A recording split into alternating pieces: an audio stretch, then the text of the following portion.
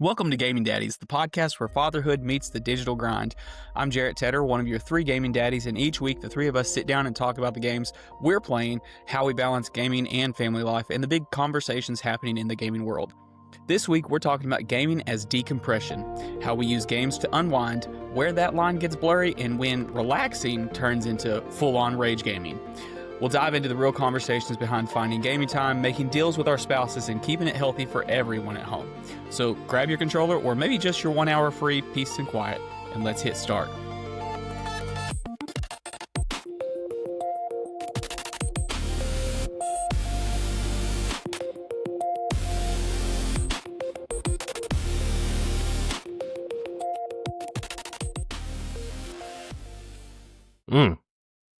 We got a special guest in the house for at least a little bit today. We got my son hanging out in his little vibrating bouncy chair while my wife gets ready to get his night bottle, his last bottle of the day, ready to go. I want a vibrating gaming chair. What I'm saying is like, you know how they have those massage chairs at the mall? You just gotta I want one. buy one That and sounds then great. bring it home. I don't want to pay for it.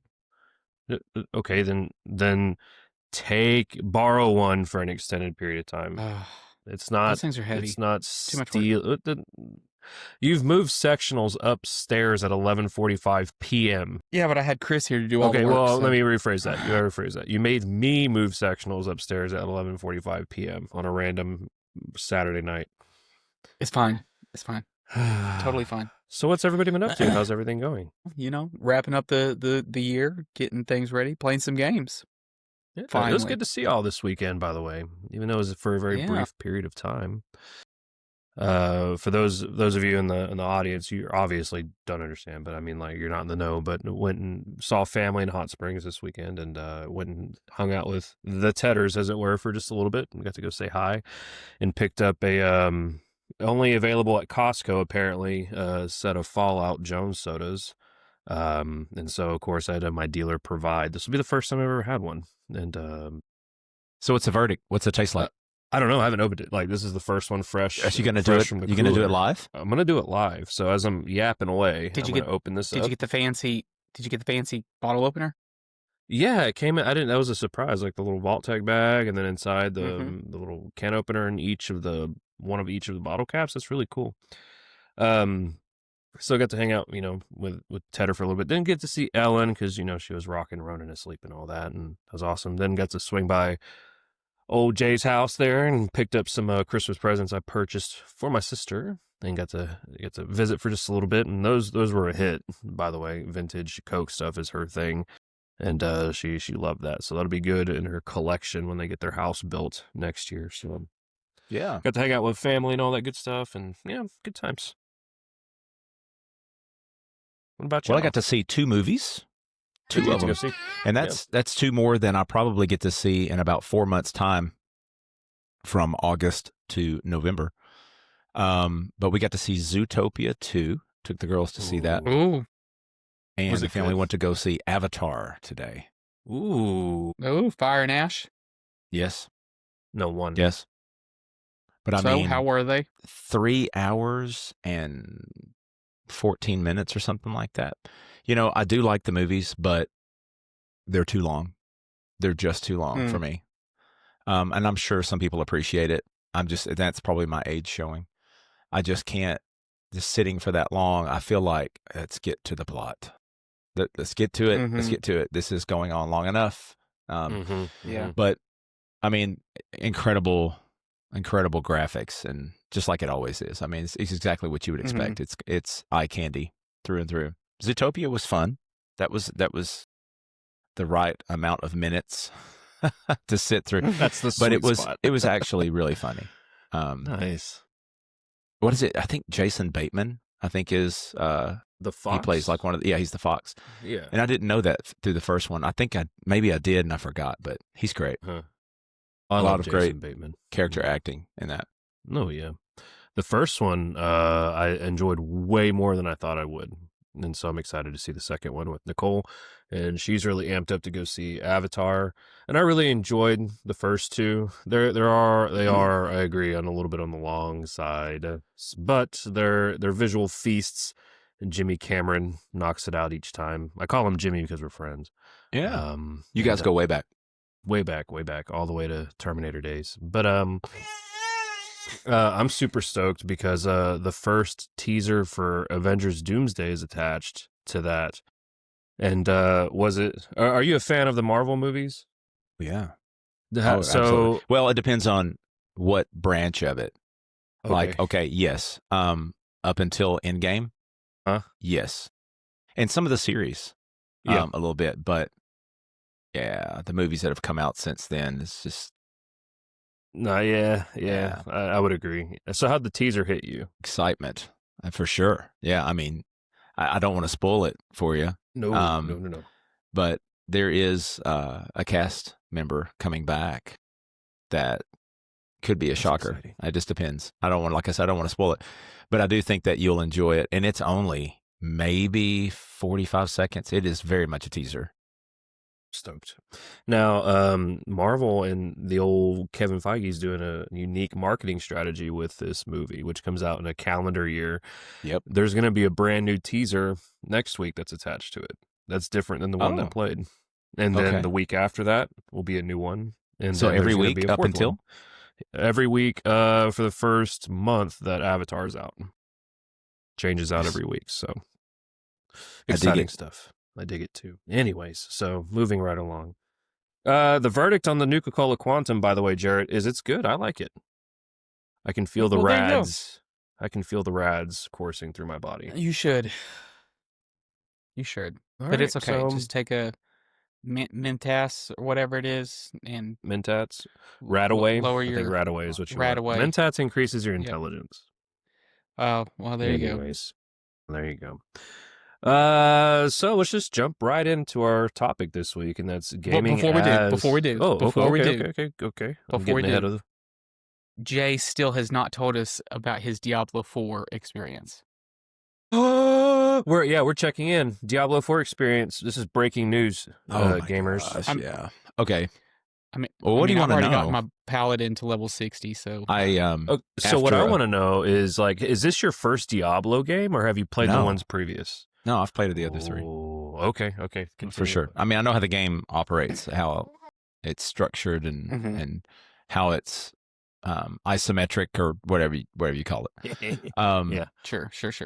Yeah, so it took me about an hour to an hour and a half to get logged into Battle.net, because apparently I haven't played a game through Battle.net in over 12, 13 years.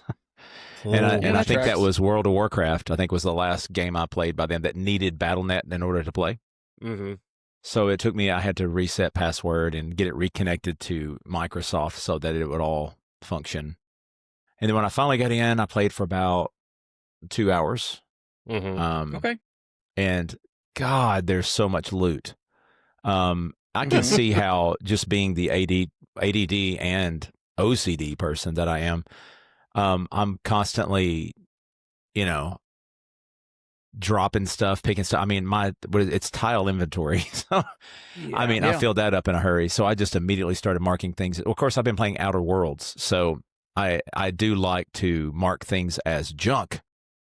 Yeah. And then because it seems like the gold or whatever the standard is for currency, that racks up pretty high. It seems like you don't really gold is constantly rolling in.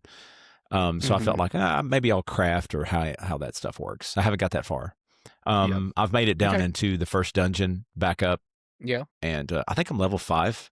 I think I'm level 5 right now. That makes sense. Maybe 6. Nice. Yeah, it's enjoyable. It's lots of flashbacks to the days of PC computing, late 90s, early 2000s, whenever that was when I played the very first one. I love how the health vessel, or whatever you call that, the mono, the circular things that holds all that, it's still the same from all 4 games. Yeah. I like how they stayed true to that. Yeah. That's awesome. I'm glad you're enjoying your experience. Yeah. On the Diablo 4 topic, I've been getting back into that.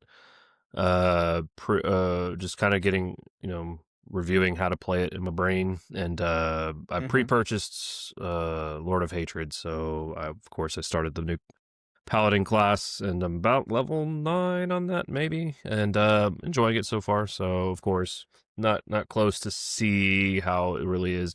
And I did test run Jarrett's like level 800 billion Paladin or whatever, and just mowed through some stuff. It was 42 at the time. You're fine. Oh, okay, sorry. But there it is. So excited. Yes, Noah, you started your first character too, didn't you, buddy? Yeah. Yeah. Anyway, moving on. Yeah. No, I finally got mine up to level 60. I never beat the DLC campaign, so that's basically what I did with my Paladin. I just restarted the campaign for the DLC, and when I stopped the campaign, I was at level 59. So, like, I mean, just playing the campaign, it leveled up that much. And that's not playing the original first 3 acts of the campaign, so... Yeah. Anyway, no. Cool. In other news, another breaking gaming news before we get in, I know we're kind of running long in the tooth on this particular topic, but I finished Borderlands 4. Yeah. And it's great.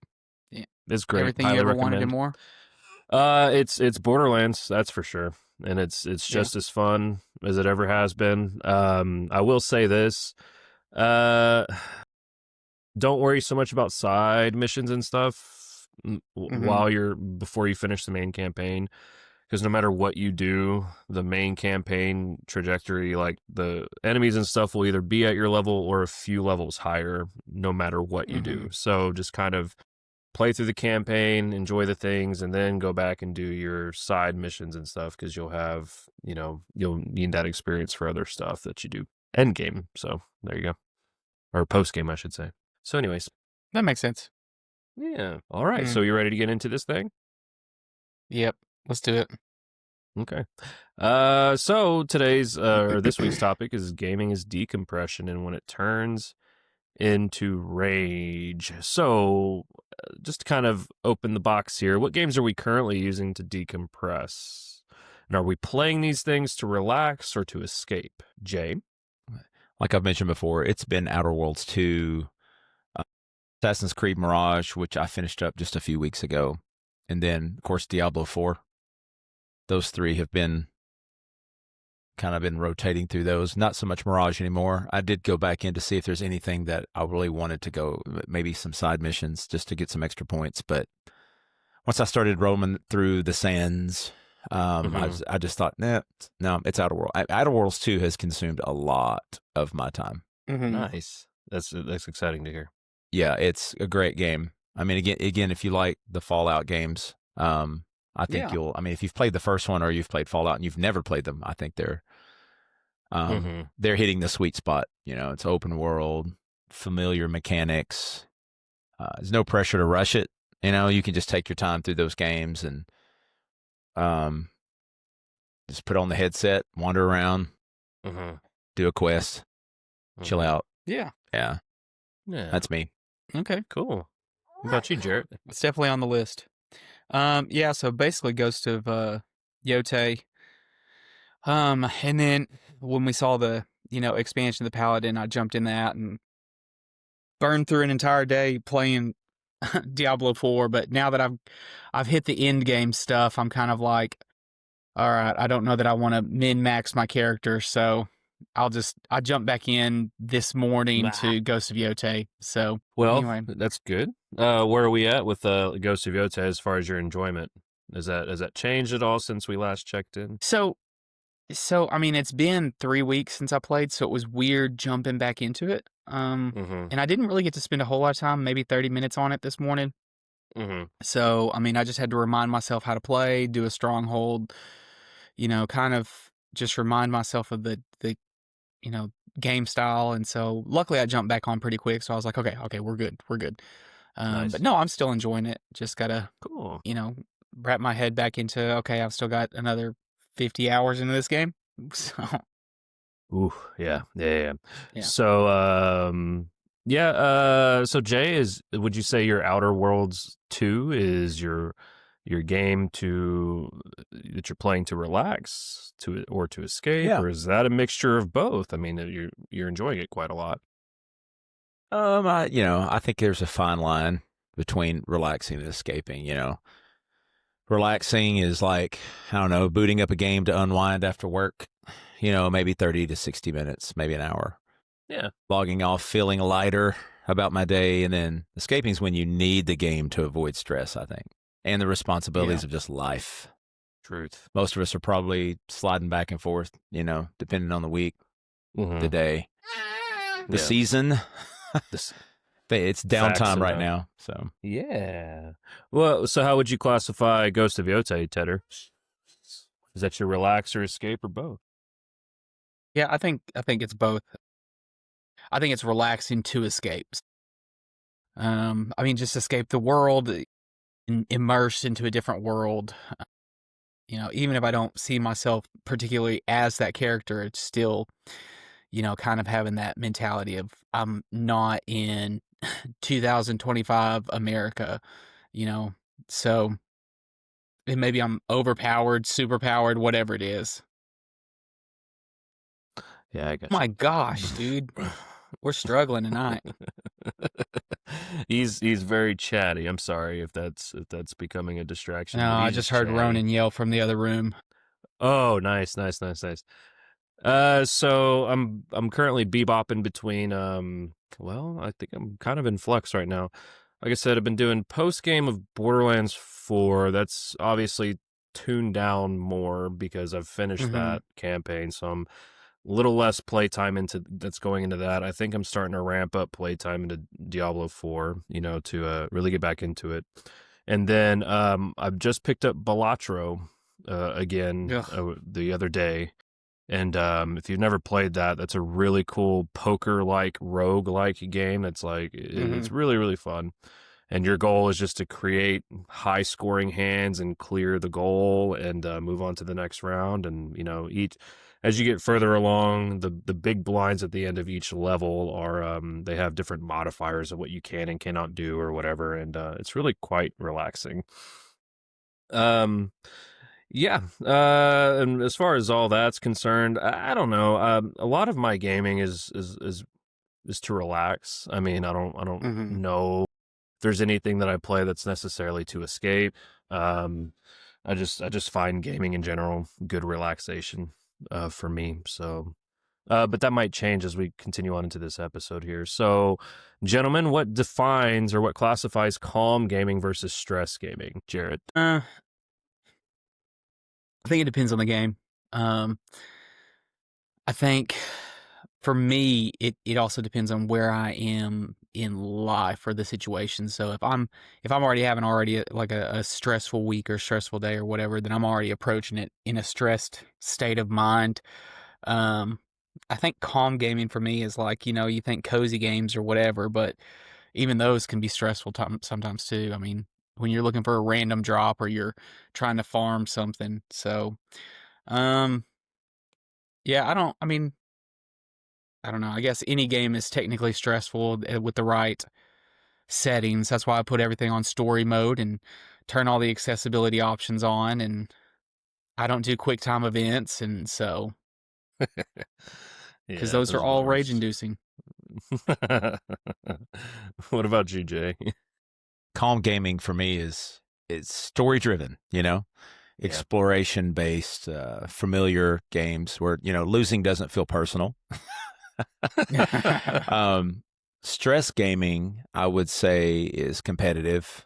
Competition like PvP, punishing, high stakes, the kind where, that one bad moment can flip your mood. Just like that. Yes. Let's be honest. Sometimes we say we're playing to relax, and then fire up something that raises your blood pressure almost immediately. That's when you realize that it might not be decompression anymore. It might be additional compression. But I don't know. With Outer Worlds, I don't feel that. I will say with Mirage, that was a little more stress inducing game. Because a lot of things are more timed based. As timing of things, kind of like Mario back in the day when you were jumping around trying to time that jump. I don't feel that with it, but Diablo kind of feels a little stress inducing, to be honest with you, because it's all just going. You can't pause the game. Yeah, that's the hard thing about Diablo 4, especially because you're always online. So if you push pause, it doesn't stop anything. The world you have to go to town. Annoying. So that's super. I can't tell you how many annoying, times I had to travel to town just to catch a breath. Get away from it. Yep. And then they attack you while you're teleporting, and then you have to start all over. Yeah. So fun. That's awesome. Yeah. And then you lose half your stuff, and then half your durability is already shot because you died, and then it's just that's I haven't died, Chris. Honestly. That's well, put it on normal mode and play a paladin, and you won't die. But see, I like good loot, so okay. Well, choices. If you play a paladin, choose your own adventure. It's really hard to die as a paladin right now. Is it? It's really hard. Oh my God. So is that why they created the expansion pack to begin with? Is just so that people could get in there and just destroy everything? At first, because sometimes I wonder, the classes are so freaking OP when they launch until they. So how much is the expansion? Like $30 or something? 40 for okay. So it's 40, but here's the deal: like they blocked it, and people are so mad about this. So if you bought the other expansion when it came out, it was also $40 like a year ago. But if you buy this expansion for $40, you get both expansions. So basically you get last year's expansion for free. So it's like people that bought last year's expansion are like, well, why do I have to pay full price for this new expansion if you're just giving them the old expansion for free? So just wait a year to play it. I should have just waited a year and got them both for the same price. Yep. So anyway, normally when they bring in a new character, it's ridiculously overpowered because they haven't balanced it yet. Yeah, exactly. And that's exactly what's going on with the Paladin right now. If you follow Riker, he goes into detail about that. So yeah. There it is. Well, calm gaming and stress gaming. It's awesome. Stress gaming for me is playing anything that's a Souls-like, and more specifically Elden Ring. That's super stress gaming, but that's fun though. I didn't even download it. I don't even want it. Nope, move on. So why does gaming work as a stress release? Go ahead. Go ahead, Jay. Well, I don't know. I mean, what else am I going to do? I mean, I guess I could go outside and stare at the backyard, But I don't know. It's just something about just being in front of some kind of competition that it's just me and it. I think that's the reason why I don't care for PvP, because it used to be cheating on the other end a lot of times that made it unfair. But for my sake, it's just I want things to progress at my pace. I want to move through the story at my will, as slow as I want to go or as fast as I want to go. Maybe I want to skip through all the side missions through this act or whatever. Yeah. So it's just, what used to be before this, sometimes it was just listening to music, sometimes it's just putting on the headphones and just kind of chilling out, watching a TV show, watching a series, which Pluribus, by the way, you guys should watch Pluribus if you haven't. Is that good? I've heard a lot of good things. I love it. But it's a little weird because there's very little acting. It's about this one woman. But anyway, I'm getting off task here. Watching TV, listening to music. Yeah. That's the only other thing I can think of besides gaming. Yeah. I think it works really well. I'm sorry, Jared. Go ahead.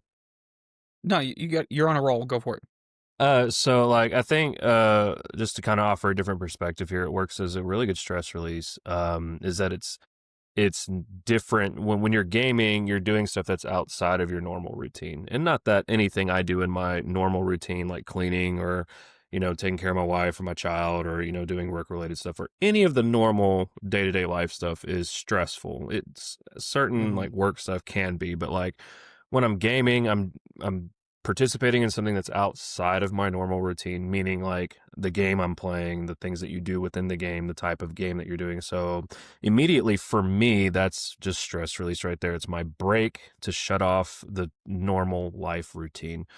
And I can focus on that, and it's just a different, I don't know, a different way to kind of challenge my brain or, exercise it or whatever. So that's just what I wanted to tag on to, what Jay was saying. Yeah, Ellen brought up a good point. You know, a lot of people, they have their niche of things that they do for entertainment. You know, a lot of people see men and they think, oh, well, sports, you know, I watch football, I play golf, I do whatever. And The I mean, sports ball.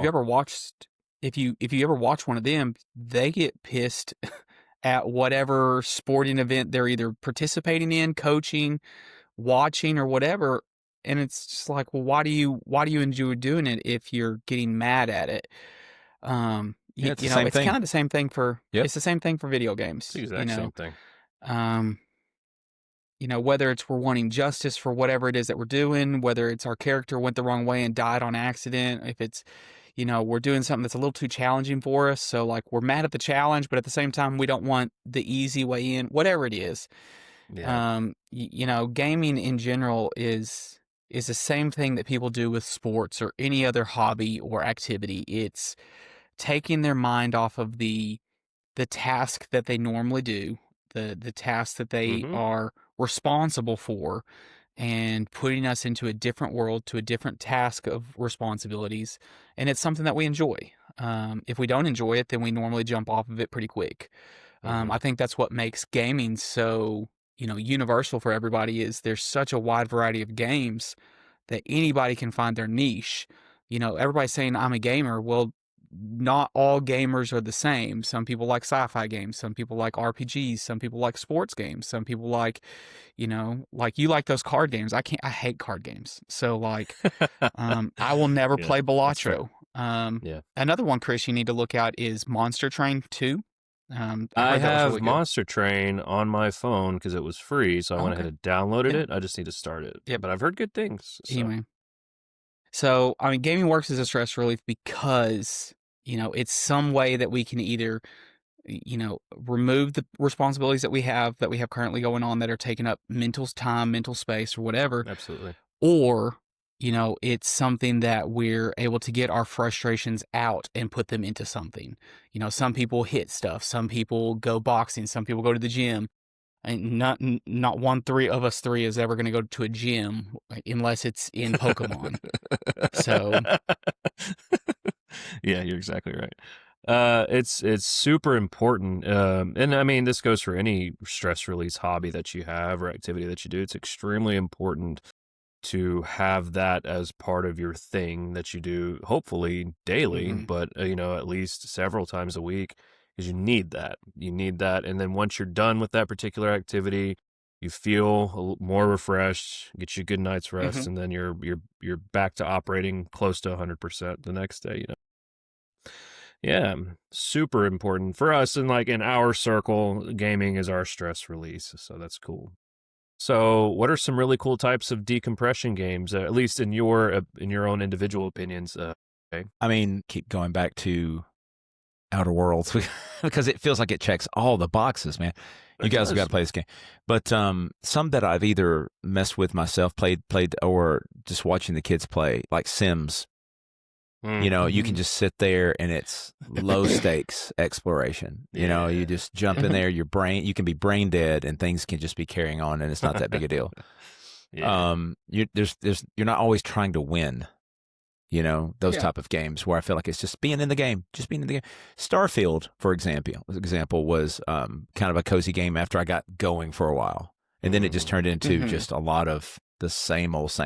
Then it got too cozy.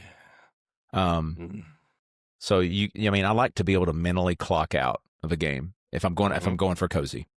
Yeah, absolutely. I mean, Stardew Valley. Yes. Animal Crossing, maybe some of those games. Those I would define those as cozy games too. Oh yeah. Yeah. Animal Crossing is like one of my favorite, like cozy, turn my brain off and let's go to our virtual island. And not only that, but it's something that Nicole and I can share in together and take care of our island together type deal. And that's really, really cool. But yeah, just to be able to shut your brain off, those are good. Your Stardew Valleys. It's like having a blanket and a cup of coffee. Exactly. Blanket and a cup of coffee right. game. And like even games that you may have played like a billion times, like before, like E.T. for you, I'm sure is a super cozy blanket Yes, gamer. great memories there. And then, for me, it's like I could boot up Sonic the Hedgehog and I don't even have to think about it because I've played that game so many times and I can just blaze through it, no problem. And that's cozy. Your mindless grinders, and like I think mobile gaming is a really good resource for your cozy games and things like that. Like I'm really addicted to this game called Coffee Golf. And it's just like you plop in and you just play golf on the phone and you have all these different stages and stuff. And, it's just mindless fun. Your nostalgia, comfort games like your old ones that you've revisited. Yeah, I think that's great. What about you, Jarrett? Yeah, I mean, I think, you even talk about like cozy games, you got your Dreamlight Valley, anything that there's nothing that's threatening you or your progress is something I consider a cozy game. Nothing's going to attack you, nothing's going to steal your stuff, nothing's going to, you don't have to defend anything. You're progressing at your own pace or farming or, whatever it may be. To me, Diablo is a mindless grinder. I'm making runs, I'm doing dungeons, I'm doing whatever it is. I'm either gaining levels or I'm looking for some kind of item or I'm, grinding materials to be able to upgrade my items or whatever it is. Those are just mindless grinders. And like, especially like Diablo 3 got to the point that, I was able to watch a TV show, watch a movie and sit there and have it in the background. I mean, that took up my COVID. I just sat there and did that, the entire time. Even when we were supposed to be Zooming with, the students, I would be on Zoom playing Diablo 3, Because you could. And then you got your, exactly. And then like your nostalgia games, like for me, Final Fantasy 7, Final Fantasy 8, Final Fantasy 10, I can jump back at those and I know exactly what to do, in what order to do it in, what weaknesses each character has. It's like when I jump back into Pokemon Yellow, I know where to go get each Pokemon. I know what to do, what path to take. I know where to get all the items. It's comfort food. So, those are great to decompress in a different way than, a new game. Like if I play Outer Worlds, I really have to focus on the storyline. I have to focus, what path do I want my character to do? Do I really want to be with this syndicate or do I want to, switch over and be with this one, whoever it is? What's the best outcome to do for this? If I do something to this people, is that a better outcome or is this going to be better? The unknown for me is nerve-wracking, is stressful. So yeah, well, good. I love the examples. So the age-old question: how long does it actually take for us to decompress whenever we're at that stage of the day? For me, it's that could be dangerous. That can be kind of a line, depending on what I'm playing, especially. If I've just had an especially long day, it doesn't take. I'll just sit and play on my phone, or do a couple of runs, and then I'm usually good after about half an hour, maybe an hour, just kind of depending on what's going on and when I get home. But I've definitely had those instances where it's like, holy crap, what time is it? You're telling me it's already time to go to bed? I just sat down and it was 5:00. Especially if I'm really like invested in a game that I'm playing. Like I've done that a few times with Borderlands. I've done that several times with Diablo, because you just get so invested in the gameplay loop of that, So very tricky, very tricky. What about you, Jay? I'm going to say 30 minutes to an hour average. But if I am starting a new game to decompress, it's going to go way beyond that. Especially if the game is good. Yeah. It could be an hour to 3 hours.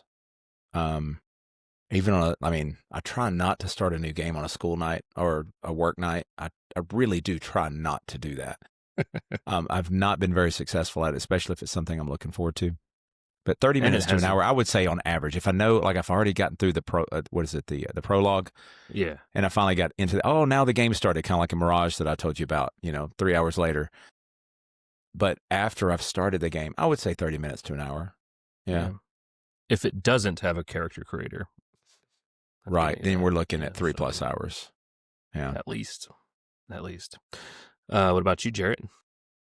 Yeah, 30 minutes I doesn't feel know. like anything. So, I mean, if I don't 8 have an hours. hour to 2 hours, like I just feel like if it's 30 minutes, I might as that's how long it takes me to poop. So, I mean, Dear God. that's not enough time. Well, maybe you should play mobile games, while you're doing it. Then you could get more time They in. all suck. They all You're suck. playing the wrong ones. Is it Microsoft? Don't they have a new system coming out that I heard about?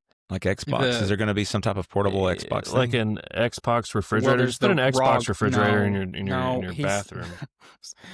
no. Jay does have one of those fancy refrigerators, though. Um, Yeah. no, yeah, they have the ROG Ally X that's coming out and it's streamlined to be Game Pass and get all your games from Xbox and stuff like that, and still have access to the Steam And get library. Steam, yeah. Right.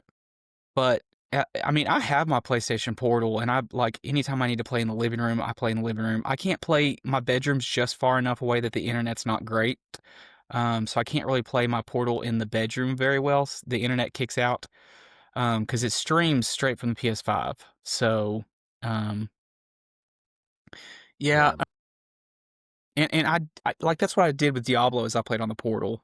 But man, I just don't know. I've tried so many mobile games, and I just can't find a game that I'll stay invested in. I'll get invested for a couple days, and then I'm done. I just can't. Yeah, that's fair. All right, so when does our decompression gaming turn into rage gaming? Literally anytime I have stress, like anytime. Like I said earlier, if there's any sign of injustice, if the character doesn't do it exactly the way I wanted it done, if I push forward, you're not looking and at the right TV screen, and if my banjo doesn't work correctly, and I don't know how Chris is playing the piano, if I try to jump and my character doesn't jump, or if there's a lag, literally any little inconvenience to me playing can be rage-inducing. But maybe it's because I'm so stressed and high-strung before I get in there. That could be rage-inducing for sure. The decompression gaming can turn into rage gaming real quick if I'm not like you said, if I'm not experiencing progress, if I'm spinning my freaking wheels, especially if I have to use a guide for a particular thing and it's telling me to look in one spot and I'm spending like 10 minutes looking in this one spot and it's not there because the guide's wrong. Only 10 minutes? Yeah. It doesn't take long. And so that it gets very rage filled. My favorite personally is when I've been working on a boss and I've died to this boss several times, and then I get within, I don't know, 3 or 4 hits away from beating said boss, and then I die. That's very, very rage inducing. Clenched jaw, and I do the controller death grip. I don't get loud, like I don't like scream or anything. Well, I can't say that. I've done that once or twice with Mortal Kombat 9 way back in the day. Playing against Shao Kahn, that's rage-inducing thinking about it. And then when I did PvP gaming, like with Warzone or Call of Duty, like when we were into doing that, that gets very addictive, but rage-inducing very quickly. What about you, Jay? I'd say at some point you realize the game isn't decompressing you anymore, and it's just occupying you. It's just stealing your time. Telltale signs aren't, explosions of anger anymore, but, subtle stuff like sighing more than smiling or muttering under your breath, like, oh my God, that kind of stuff. I don't yell. I think I did a long time ago when Hayden was young, because now he does it and he says he did it because I did, and I say he's a liar. But I mean, so I think it's one of those things where I think as you get older too, and you play a lot of games, eventually it's just not as.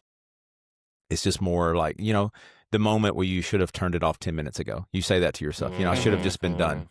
I should have just been done 10 minutes ago. This is not my night. For example, Indiana Jones, when I was playing that, and Jarrett was telling me about, you just pull the gun out and shoot him, and I was trying to do it this other way because I think it was leaning towards, hey, use your whip and it's pitch black in there. And I'm going, well, that's stupid.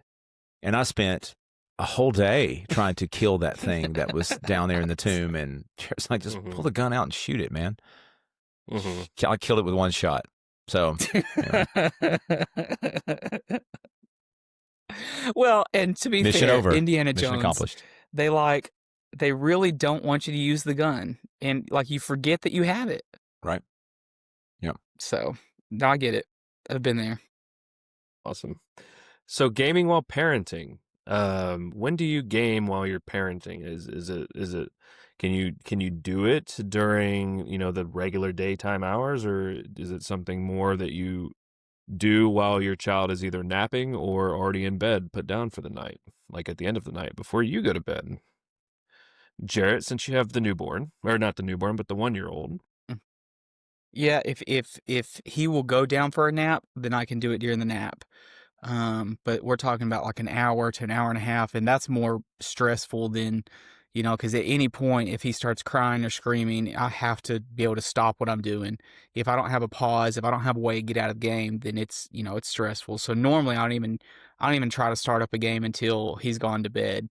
And normally, as long as it's a good night, I get from about 7 o'clock until 10 o'clock of like pretty consistent. Normally, he doesn't wake up during that time unless he's sick or not feeling good, which has been very frequently.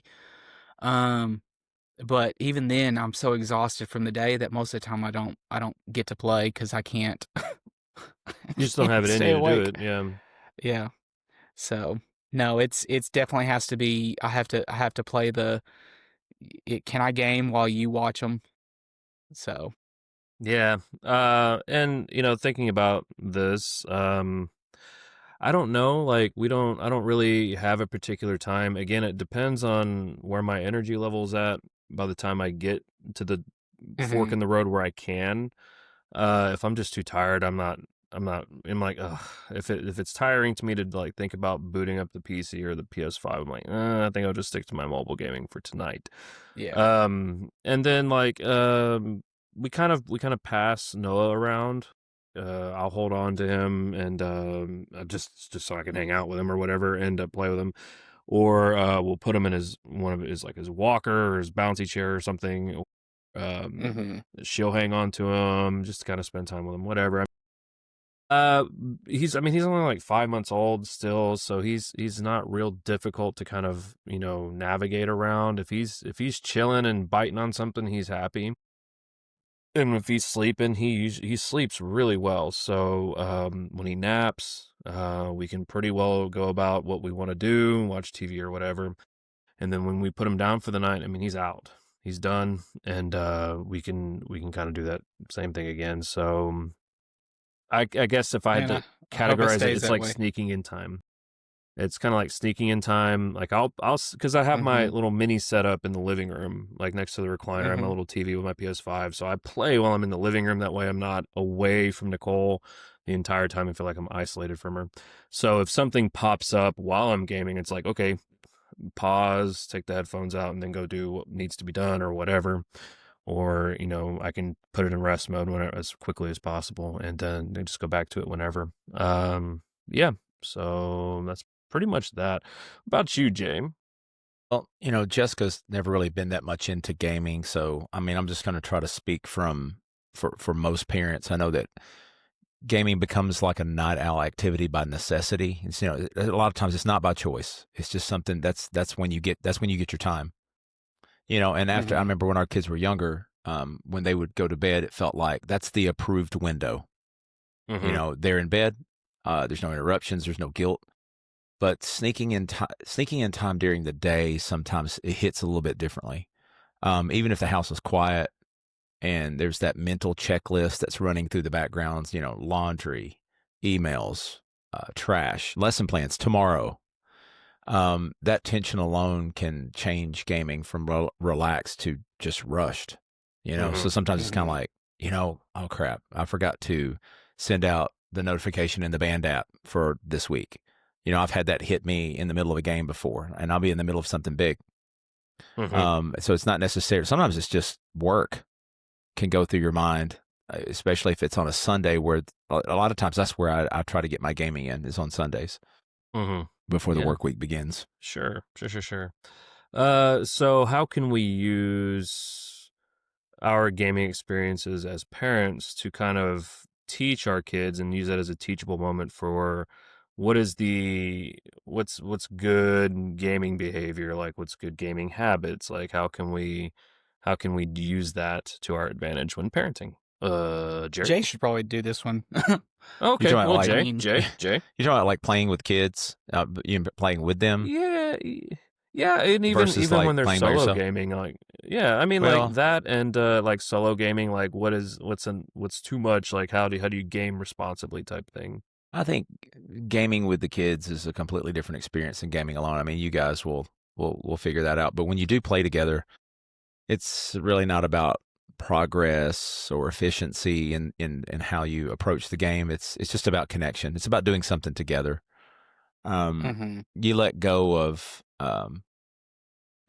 min-maxing and just focus on shared moments, Solo gaming, on the other hand, I think it becomes more intentional as a parent. So it's rare.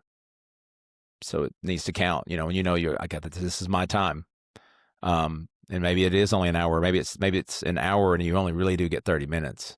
I think they both matter, but they just serve different purposes, Tedder? Yeah. I mean, obviously, we haven't really gotten into it. We just gotten to the point that, we're more comfortable with Ronan being in front of or being in the same room as a screen being on. So, we're starting to introduce him to, Harry Potter and Star Wars and stuff like that. Or like Ellen will play Dreamlight Valley in the living room. Obviously I'm not going to have him in the room while I'm playing Diablo, killing a bunch of, demons and there's blood splatter everywhere. Sorry, son, you're too young to watch me kill sinners. Right. We're changing our so Ellen said she was just like, you want to watch Daddy kill sinners? And she was like, I should probably stop saying that. And I was like, and I said we're gonna say saving sinners. Daddy's saving sinners. That's so much. Yeah. Anyway, so yeah, I'm like Saturday was our first experience of like I was gaming on the portal and Ellen was kind of like, you haven't gamed in a while. I know you kind of need that, so why don't you play? And so Ronan every once in a while would get up in my lap in the rocking chair and I'd be playing the game. And it's too small for him to really know what's going on the screen. So I was like, it's okay, it'll be fine. It's not like I have a 55-inch TV and he can zoom in on it. So he has his own controller that he can play with, but of course that one, it's not as good as the one that we're holding. I personally think it's great. I think gaming in general is very healthy for children because they learn a lot of, hand-eye coordination. They learn, puzzle working. They learn, problem solving. There's a lot of skills that go along with video games that most people take for granted. And these are the same people that will debate that, oh, well, football is really good for their health and their growth, and basketball is really good for health and growth. And it's, it's the same argument. It's just you believe you're right and I believe I'm right, and that's okay. We can both be wrong together. But I think definitely I have to control myself and not have the rage moments just in front of him. Or I have to push them down inside of me, deep inside of me, and let them out somewhere else. Compression session. It goes from decompression to compression. Right. I mean, there's been times where I've had Noah just chilling in my lap, and I'll be playing, something non-violent, of course. Even though, I mean, he's identifying shapes, and he just loves the colors and all the, the things, and so. But still, I guess it's like a back of the mind. This makes me feel better not to let him, see certain things. So, I think that's really, really important too. And as he gets older, my gaming will obviously change because, being a parent.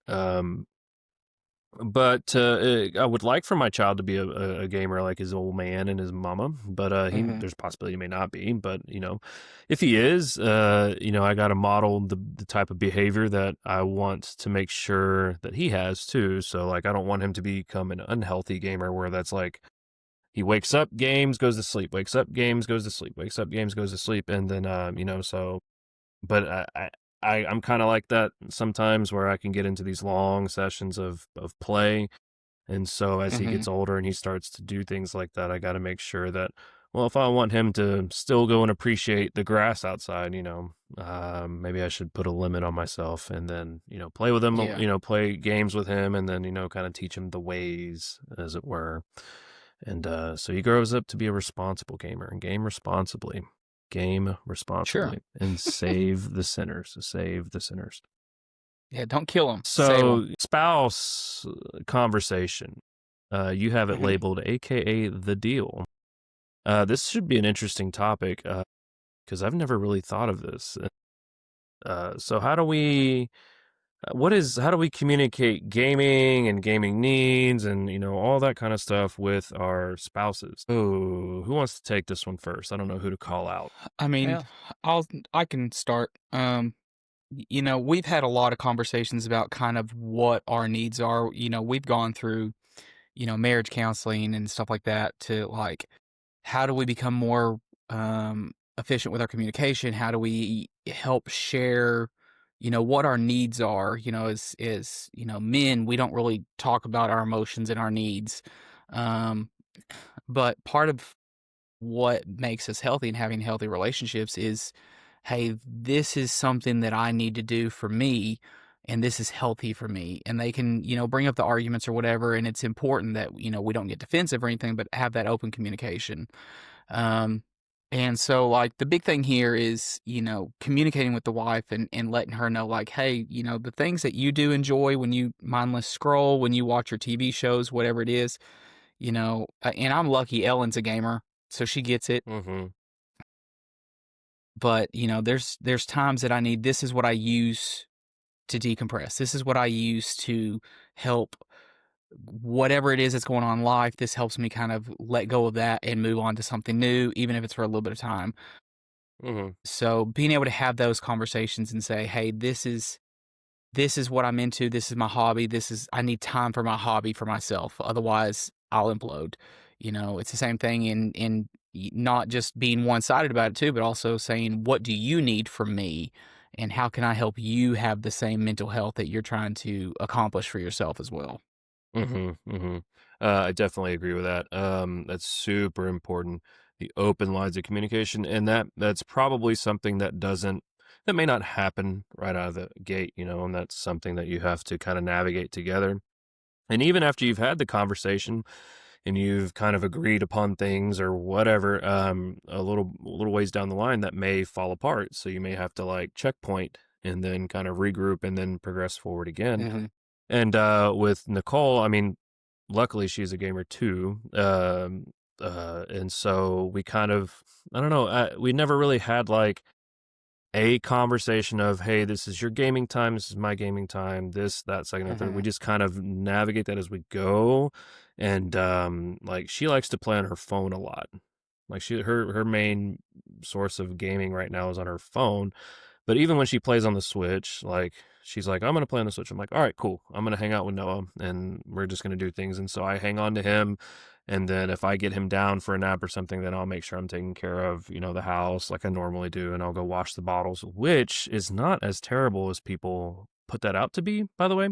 So I actually kind of enjoy washing the bottles and scrubbing the bottles and stuff. That's neither here nor there. But so I'll go and do that. And just kind of make sure I secure the time, be the gatekeeper of her time so she can go and do her thing.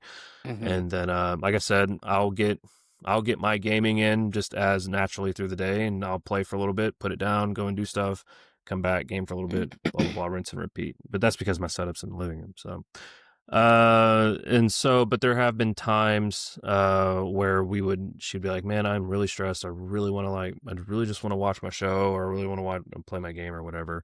Can you please take him and like go and do stuff with him? Like, not a problem. Let's do it. And so it's not really so much as having the preemptive conversation and kind of setting those things. It's more like we kind of, when we get to that bridge, we cross it, and then we're luckily super flexible with each other and most of the time, but sometimes we have to checkpoint it, regroup, and then move forward some more. What about you, Jay? Yeah, On the ditto. experience side. I mean, to you guys, communication is everything. The key is, I feel like it's framing gaming as part of balance. It's not an escape from responsibility. Mm-hmm. And I know it can be easy to do that, especially if you're You know, I remember Skyrim. I mean, that like absorbed so much of my time when that game came out. And I remember thinking back to that, the conversations I had with Jessica about it. You know, she said, "All you do, you're just gaming all the time," and it put a bear on our relationship there for a time, and I had to step back from it and really analyze, you know, what I'm doing. You know, it's less about asking for permission and more about just being clear and respectful to each what each other's needs are at the time, and be ready to change on a moment's notice. I mean, like I was talking about with Diablo, you can't pause the game. Sometimes that's frustrating when you're in the middle of something like that and you're getting beat down and you want to hit start to pause the game and chaos is happening around you, you know, and it's just kind of like, what do I do? What do I do? I guess I'm going to die, you know, and then you just let your character, I mean, and it's tough when you've earned so much in a game, to just let things go. And it gets easier when you get older. I do believe, the more that you do it. Sure. Yeah. Sometimes you just got to take the death on the chin and go and take care of your business. You get less, you know, you get more nod and less side eye, you know? Yeah. Side eyes are not good. No, they're not. Especially when your spouse is really good at it. Yeah. Right on. Yeah. Take the death on the chin, audience, and go and take care of your business. It'll be there when you get back. And if anything, it gives you an excuse to go and loot farm that stuff again. So, there you go. Yeah. Well, and I think it's, you know, part of that's really important that you have those conversations of like, you know, you like Jay was saying, you can't spend 8 hours gaming a day and be like, it's for my mental health. I mean, you have to be responsible. You have to take care of your stuff. And I think a healthy relationship, you know, starts with a conversation, but also, you know, you have to follow in with your part of the responsibilities, you know, whether y'all talk about trading responsibilities, whether you know, communicate, hey, I really need 2 hours, you know, whatever it may be, in being reasonable and not selfish about it. You know, you can't take 8 hours a day and, you know, they're doing all the work and you're just over there. Well, I washed a bottle, you know, well, they changed 14 diapers in the last 2 hours. So comparable, right? Yeah, it's fun. Exactly. It's supremely about putting yourself in and switch the scenario when you feel like it's not being fair. I mean, how would you feel type thing? And yeah, you know, you have to find compromise.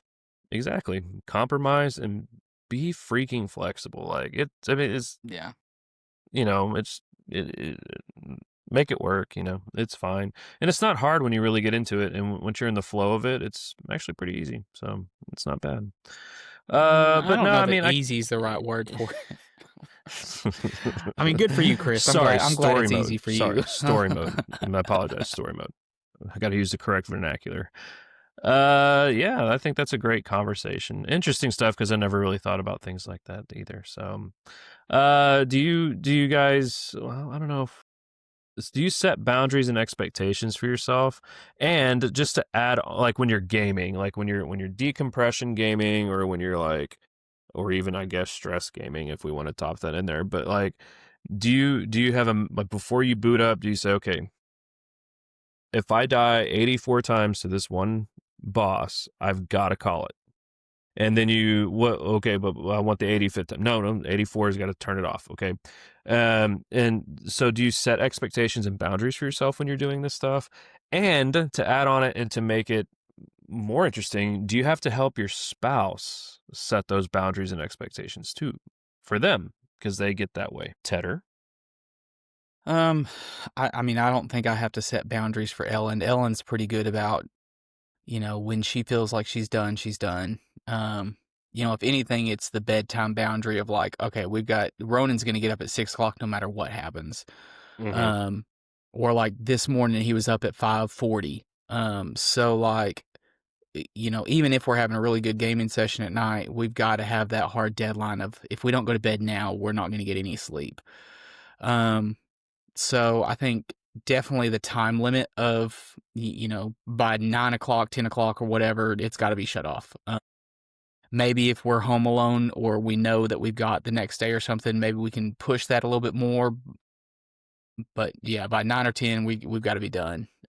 And then, you know, same thing during the day. It's not really like, well, I can do 2 hours here, 2 hours there, or whatever. It's kind of, kind of, hey, today's been really rough, or I haven't gamed in 3 weeks, and recognizing that for your partner or your spouse or whatever.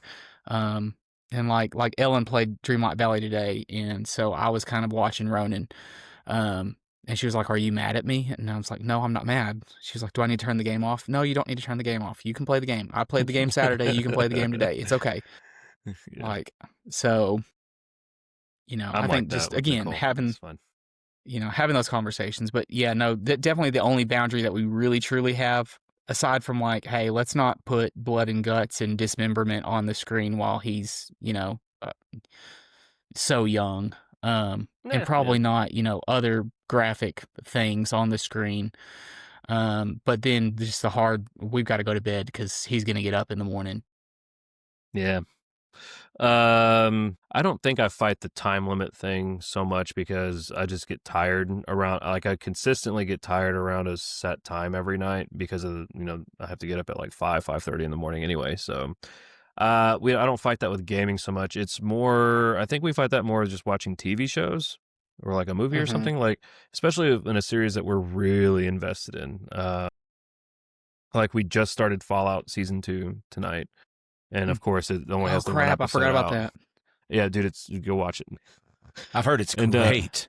It's like something about Rotten Tomatoes has scored it a perfect score. Is that right? Really? Mm-hmm. I haven't so. I haven't checked the Rotten Tomatoes on that yet. Well, I think episode 1 did. Season. I don't know if this season as a whole has gotten it. Well, it's only the first episode is available right now. So, but it was really good. That's right. And there's other series we want to watch, but we get into that mode of like when we're really invested in a TV series like West Wing or something like that, where we just want to binge it. Especially her, like when she gets into something, she's just one after the other. I'm like, baby, we really need to go to bed. She's like, but there's like 45 minutes left. Yes, because you started a brand new episode. We need to go to bed. Yeah. We were like that with a series called Prison Break. I don't know if you remember hearing about Prison Break. That was one of those that would always end right. It's kind of like playing a game. You get right there and they tease you. They tease you just a little bit for that next episode, and you're like, okay, well, we got to watch it. And we binged it. We never watched it when it came on live, but and I'll chime in here too. I think the biological clock, especially as you get older, man, it tells you it's time to stop. I mean, if I was to give any advice to young dads or just, I mean, really anyone, set alarms if you can't. If your biological clock, if you're a night owl that just you can function on 4 hours of sleep every day and be fine with that, I would say set an alarm. Just so that you can be like, okay, or a countdown, like this is your 10-minute. We need to wrap this up. So at least then it gives you a wrap up time. It would go like, okay, well, I need to find a stopping point. Yeah. Because Diablo, I mean, we're talking about that today. That's one of those things where you can't just save your game. You leave the dungeon or you fight it out. You find or portal back. That's one of those things where, depending on the game you're playing, you've got to either set alarms or something like that, just so that you can do right by yourself, not just your family, but yourself included. Sure. And got to know, like, I got 10 minutes. I don't think I have enough time to hammer out another quest. Yeah, don't enter a dungeon if you got 10 minutes left. My God, no, never do that. That's bad. Just maybe go upgrade your gear or something and cash out, maybe, or whatever. Exactly. But that world boss shows up in 15 minutes, so. No, Jarrett, I'm not starting another freaking character so that you can power level. Okay, but hear me out. If you just speed run me. Oh, so choosing the right games for your current stress level. I think this is a very interesting topic, and I think we might have some differing opinions on that. So, Jay, how do you determine what games you're playing depending on your stress level? Well, I mean, everyone knows that every game is not going to fit every mood. Some nights you just want to play something that's immersive, story-driven. I mean, that's me most nights. But other nights, I just want to play something familiar, low stakes, just like college football. I can play a game of college football in an hour, probably 30 to 45 minutes if I just want to hammer out something. But knowing what kind of stress you're carrying, I think it helps maybe pick the right experience. Choosing the wrong game I don't think it makes you weak. It just means you're misreading your energy levels or something, Yeah. I don't know. I think you just got to know if you're really, really stressed, just I mean, maybe all you need is a little bit. I think that's sometimes for me, if it's a really stressful day, all I need is about 30 minutes. But sometimes if it's just kind of a low stress day, sometimes I need more. I feel like I need more decompression, which is weird in and of itself. But like for example, at the high school we had semester tests this week where we didn't have a lot of kids. So sometimes I'm sitting at the desk more, and just 2 or 3 kids come in and there's not much you can do. They're waiting on the next semester test. Sometimes that's harder on me than teaching all day. It's almost like babysitting, or, just trying to keep tabs on where kids are. Yeah. I guess it just depends on the job you have and what you're doing. And that might take time to like figure out, especially if like you're new to gaming and stuff and you're trying to get that in a routine of doing things. You gotta figure out, okay, well, even when I think about this game, it stresses me out, then it's probably not something you want to play when you're trying to decompress.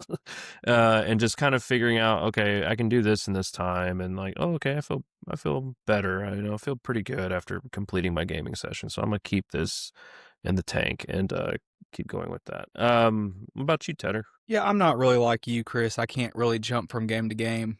So I just have to pick up whatever game I'm currently trudging through or working on or whatever. So I mean, for me, it's not really about choosing what game. I just have to know that if I'm starting a game, that I know that it's a game that I'm going to be into. Like I know for me, I'm an RPG. I'm a strategy kind of game. Sometime puzzles, but I'm basically very story-driven action RPG, stuff like that. If it's not one of those games, I don't need to get it. I don't need to buy it. I don't need to, any of that stuff, because I'm not going to like it. It's just going to make it more stressful for me. So Sure. and then I'm playing that game until I'm either done with it or until I beat it. You get tired of it. Yeah. So yeah, absolutely. Find your lane, stay in your lane. Sometimes you might venture out, but I mean, like, for the most part, you want to stick with what you know. For me, I don't know. I'm weird because, like, whenever we're in the midst of a contest season, I don't typically play games that are like cozy or like really like low thought processing level or whatever. It's really when I'm playing like my most stressful investment games. Like I'm really digging into like Elden Ring, or I'm digging into like my roguelites that are really kicking my butt, and I'm trying to like grind out certain things or get alt paths and all that stuff. And like, so I'm really like hitting the stressful games a lot whenever it's a stressful time of year. So to kind of counteract that, now I do try to keep 2, maybe 3 games in rotation as I'm going through, but like it takes me a little while to figure out what I'm going to play, because I hate starting something and not finishing it. And so like it'll be a lot of times where I'm spending 5 or 10 minutes just like scrolling through my library of stuff. I'm like, man, what really is jumping out at me right now?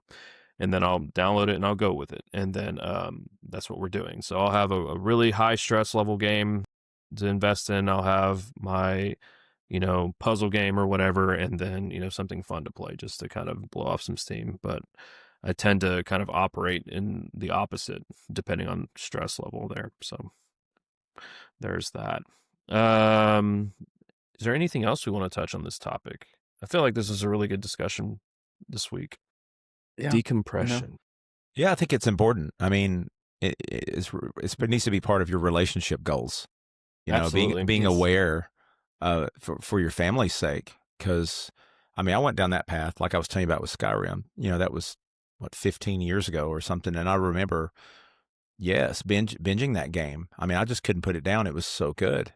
And it went on. I think I finished that game in maybe 3 days. 3 or 4 days. I mean, I did. I just, Nice. it was during Christmas break. Yeah. And I just played it all the time, and I'm a lot more careful now. I mean, I'm a lot more aware. Of self-awareness is important, just so that, again, to protect your family, your marriage, Yeah. Yeah, absolutely. So decompression, super important facet of life in general, should be a part of your daily routine, but as often as possible. And for us, it's gaming. For you in the audience, it may be crafting, it may be building stuff, it may be reading, it may be painting or whatever. But I think a lot of the things we discussed tonight can be applied to those different things. Having those open lines of communication and flexibility with your spouses, with your children, and trying to incorporate them. Man, if you incorporate your kids into what you're doing, as far as your decompression, that makes it fun too. That helps the decompression, be more effective for you. And that's offering a bonding time with your kid. And if you can incorporate your spouse, if your spouse is that, invested in those same interests as you, then again, that just helps that in addition to being decompression. Decompression is fun. Yeah. Yeah. Yeah. So let's ask the community. Yeah. Let's ask the community. So what community members, what games help you decompress the most? And we want titles of games, and drop those in the comments. And have you ever rage quit a relaxing game? Have you ever gotten so mad at Stardew Valley or Animal Crossing because you can never find the turnip lady, or your turnip stalks have sucked for like 3 months straight, and your friend who constantly has the high-rise prices won't let you onto their island because they are awful people? Have you ever rage quit a relaxing game? And do you have deals? Do you strike deals? Do you barter with your partner when it comes to your decompression sessions? Whether that's gaming or whatever it is that you do. Drop stories, funny stories in the comments or whatever, examples. Share it. Look, if you've never made a deal with your spouse while playing a game of Monopoly, are you even married? Like when they run out of money and they haven't made a deal. Tedder. I mean, the amount of times that Nicole would land on the 1 in a million shot that I get a blue space, and she's like, you know what, I don't have this right money, I want to keep playing. How about you just don't let me pay? I won't charge you on my space for 3 rotations if you let me go this one time. I'm like, come on. But she's ruthless too. Like, you make deals with your spouse with competitive one like I do, but she comes back with a vengeance. She's sneaky, bad. She's ruthless. Did I tell you all the story about when we played one of the games we've played? One of our favorite card games is Phase 10. Are you familiar with Phase 10? Yes. Okay, so she's the queen of that game for some weird reason. And the one time I whooped her in Phase 10, she didn't talk to me for like 3 days. Well, you probably deserved it. Yeah, you're right. There was probably more to it than that. Maybe something you left out. No, probably in your face, in your face, in your face. That's not important. You're missing the important parts here. Anyways. All right, guys. Well, thanks for hanging out with us on today's episode of Gaming Daddies. Don't forget, you can catch the audio version of the podcast on Spotify, Apple Podcasts, or wherever you get your podcast. And if you want the full video version, head over to youtube.com/Gaming Daddies and join the fun. If you'd like to support the show and help us take it to the next level, consider joining our Patreon at patreon.com/Gaming Daddies, where once you become a legendary daddy, you can watch Jay take on E.T. That's right. You can watch him take it on. Big shout out to our amazing supporter, Sean Donahue. You all keep this going, and we couldn't do it without you. Until next time, this has been Gaming Daddies, and we'll see you in the game. Peace.